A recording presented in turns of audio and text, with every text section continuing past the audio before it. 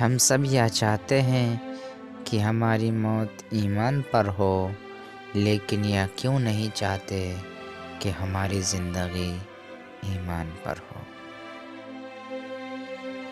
خوف خدا ایک ایسا چراغ ہے جس میں نیکی اور بدی صاف نظر آتے ہیں۔ توبہ کے آنسو کا کمال یہ ہے کہ گرتا باہر ہے مگر اندر کی صفائی کر دیتا ہے۔ ہمیشہ اس انسان کی بہت عزت کرو جو تمہیں ناپسند ہو، کیونکہ ہو سکتا ہے کہ تمہاری عزت کرنے سے اس کا کردار بدل جائے۔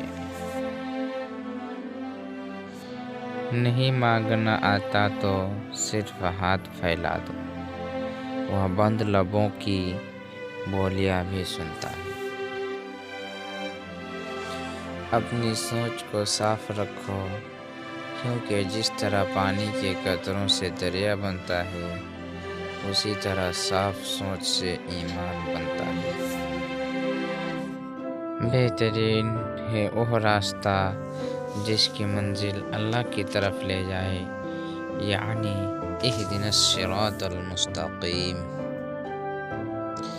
زندگی ہمیشہ یہ سوچ کر گزارا کرو کہ وہ اللہ ہے جس نے زندگی دی ہے، وہ سب کچھ عطا کرے گا، بس آپ مانگنے کا انداز ٹھیک کر لو۔